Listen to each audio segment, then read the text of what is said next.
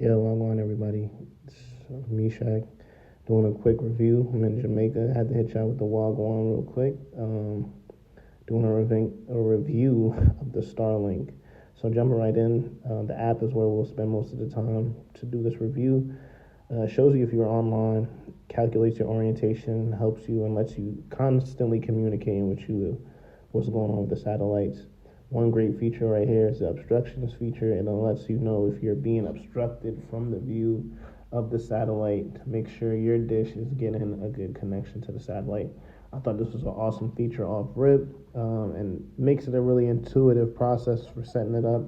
Setting it up was really a breeze. It helps you align the Starlink dish as well to make sure it gives you stats as well, like ping success, how well your dish is pinging to the satellite, if there's any latency, the power draw, throughput. It lets you know events and outages. If there's an outage in your area or if something happened, you have this instant connection to know what's going on with your service. A lot of great options. As you can see, I got my VPN enabled so I can search in the US. Gives you access to your router as well, to name your network, reboot your router. One great option was for the Starlink dish that I thought was awesome was the snow melt. So if you live in an area where it gets really icy, really cold, they have that on there so you don't have to head outside. I thought that was awesome.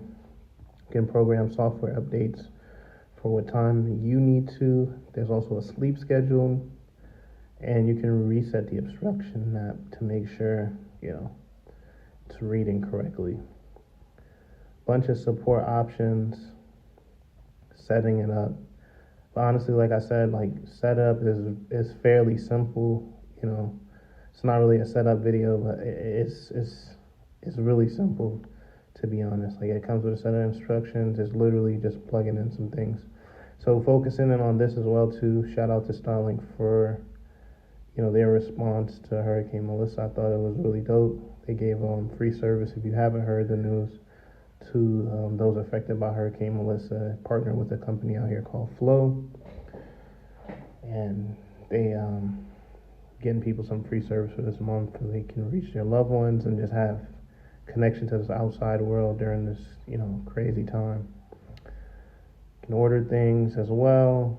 One thing that I do got to point out as well too before we get into the speeds, I don't have a mount for my Starlink as you saw earlier, and I still get great speeds, great reception, and that was something I was concerned about as well when we bought it, because it was just like, we bought ours in the US, set it up, and got service and applied for service here to ensure that we got the Jamaican price, and we were concerned about it not getting the best reception, and it has been awesome.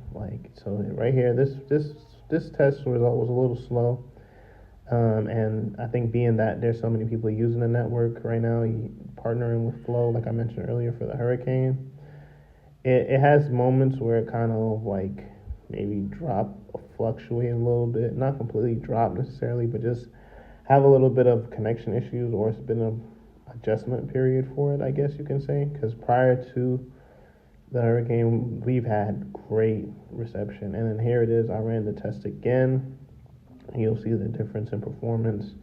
And this is literally right behind each other. This wasn't a 15-minute pause. So even when it goes, dips and fluctuates, it's only for a short amount of time, honestly. It might need a minute or two to kind of recalibrate itself, but it's a really great performing device.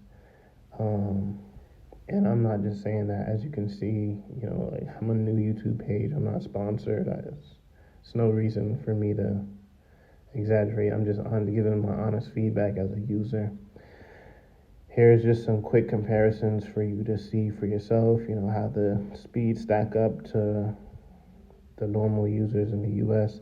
I guess being that this is a Jamaican video, I should have done a Digicel Flow comparison. Perhaps I'll add that, or if someone in the comments can, share, I'll probably add that as well, towards the end of the video or somewhere in the video. Add that in. comparisons, I guess, state-wise in the U.S. This is how it would match up. Yeah, so here it is now. The comparison, Digicel and Flow. It's obviously running significantly faster. Just as fast, I guess, if you get the fastest plan offered. But here's the thing, though, too. It's double the price for Flow and Digicel.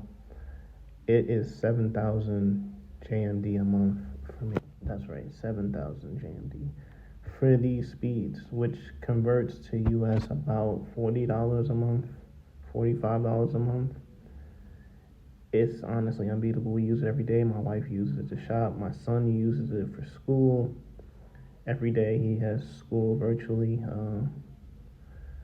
Being that we're still residents of the U.S., every day he has school Monday through Thursday. And it needs to be obviously reliable, and it has been that. I use it for school as well. We also, as I mentioned, use the VPN to ensure that we can search the sites that we need to search. We had service the next day after the hurricane. Obviously, I have the bricks there, so thank you again for watching the review. Like and subscribe. Thank you.